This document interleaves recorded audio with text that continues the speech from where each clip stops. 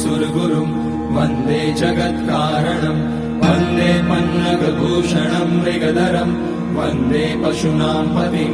वन्दे सूर्यशशाङ्कवलिनयनं वन्दे मुकुन्दप्रियं वन्दे भक्तजनाश्रयं च वरदं वन्दे शिवं शङ्करम् ॐ मृत्युञ्जयाय रुद्राय नीलकण्ठाय शम्भवे अमृतेशाय शर्वाय महादेवाय ते नमः। नमस्तेऽस्तु भगवन् विश्वेश्वराय महादेवाय त्र्यम्बकाय त्रिपुरान्तकाय त्रिकाग्निकालाय कालाग्निरुद्राय नीलकण्ठाय मृत्युञ्जयाय सर्वेश्वराय सदाशिवाय श्रीमान् महादेवाय नमः। ॐ नमः शम्भवाय च मयोभवाय च नमः शङ्कराय च मयस्कराय च नमः शिवाय च शिवतराय च ॐ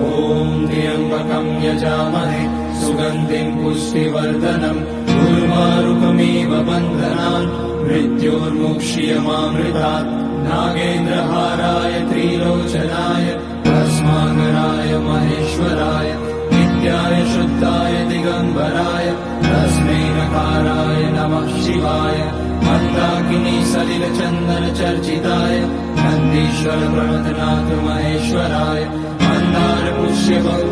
सुपूजिताय तस्मै मकाराय नमः शिवाय शिवाय गौरीवदनाब्जवृन्द सूर्याय रक्षाध्वरनाशकाय श्रीनीलकण्ठाय वृषध्वजाय तस्मै शिकाराय नमः शिवाय वसिष्ठकुम्भोद्भवगौतमाय